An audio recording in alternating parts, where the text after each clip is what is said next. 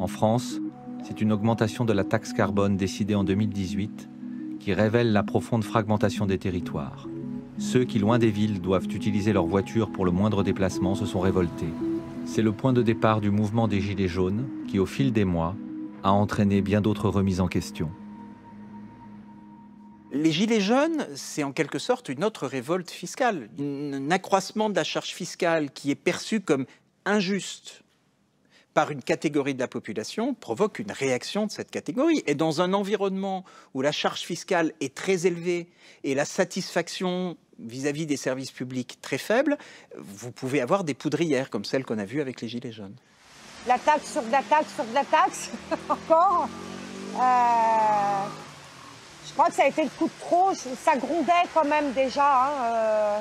Moi, c'est pas la taxe carbone qui m'a fait sortir. Ça a fait sortir les Gilets jaunes. Mais je pense qu'il y en a plein d'autres comme moi qui attendaient ça derrière leur ordinateur à râler. Moi, je râlais depuis... je me disais, c'est pas possible, c'est quand que ça pète.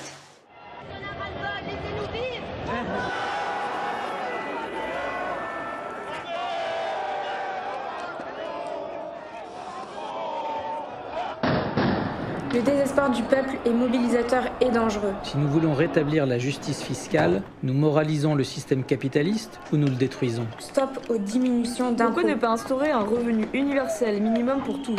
Surtout pour les jeunes entre 16 et 25 ans. Renforcer les services publics. Supprimer au maximum les dispositifs niches fiscales qui constituent de véritables privilèges pour certains contribuables. Un travail avait été fait, on avait pris la peine de discuter en assemblée citoyenne, où tout le monde pouvait venir, où tout le monde pouvait parler, et où toutes les doléances, même les contradictoires, parce qu'il y en avait, hein, ont été notées.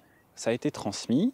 Les gens sont devenus furieux lors de cette assemblée quand la seule réponse des gens qui étaient au Sénat et à l'Assemblée, des locaux qui étaient au Sénat et à l'Assemblée, c'était « Non, c'est pas vrai, il n'y a pas de violence policière, vous ne vous êtes pas fait gazer, ou alors vous le méritiez, vous ne vous êtes pas fait tabasser, ou alors vous le méritiez, et ce que vous me dites, on ne peut rien faire pour vous, ma pauvre dame, on dépense déjà beaucoup trop. » L'étape d'après, c'est de faire les choses pour soi-même et donc de prendre la main sur la question de la politique. C'est des gens qui, au final, ont demandé plus de démocratie.